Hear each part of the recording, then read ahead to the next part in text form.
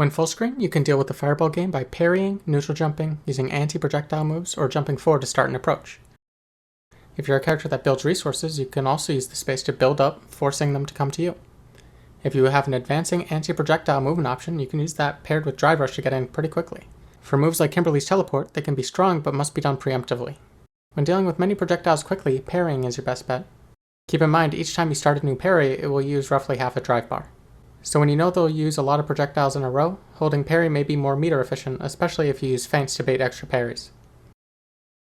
Against characters with hard to react to advancing attacks, this extra space gives you more time to react with parry, interrupts, or anti-airs. And using your own projectiles to stop them is much safer than in the mid-range. When you have control over the projectile war, make sure to mix up your timings to bait approaches. If you're playing defensive, make sure you don't play too passively and give up space too easily. Moving backwards is good to maintain a specific spacing, but you don't want to walk yourself to the corner. Instead, make sure to throw out medium-range pokes or fireballs to deter them from walking right up to you. Throwing out a button will always have the risk of being countered, but controlling space with a variety of heavy, medium, and light buttons all come with different risks and rewards, so mess around and try to figure out what's best for your game plan. Not every poke you throw out will inherently have good reward, but it can set up good situations after. In the mid-range, there will be a lot of RPS between preemptive pokes, trying to whiff punish, and trying to steal space. The spacing that you block their pokes at will have a big impact on what you can do after. If they space well, they can stop you from countering.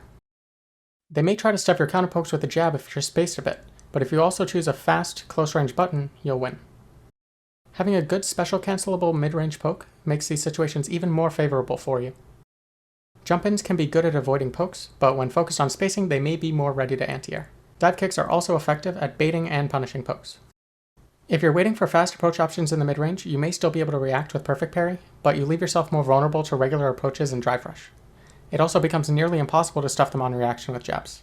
In the mid to close range, drive rush becomes very powerful, but varies with each character. If you have a fast drive rush, you can mix in jab into tick throw, jab into plus move, or just throw immediately.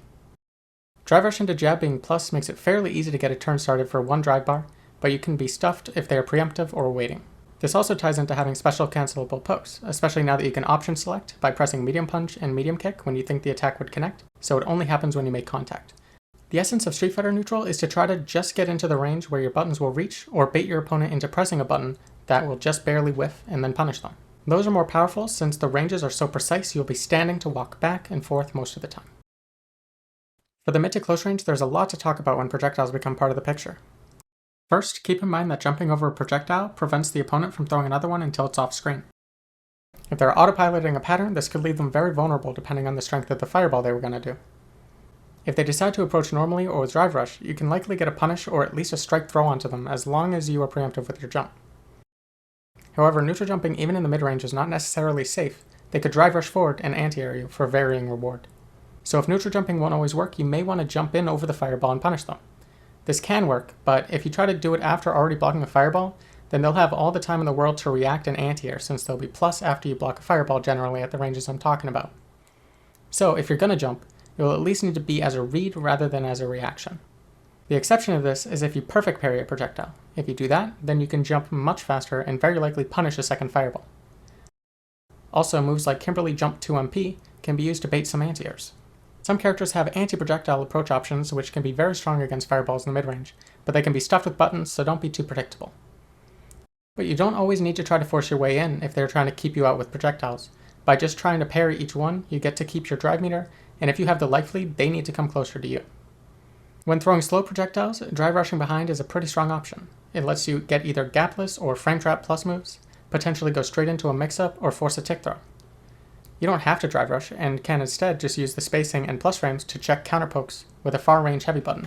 All of these are strong, but remember what I said about parrying a minute ago? This lets you DP easily on reaction to a drive rush.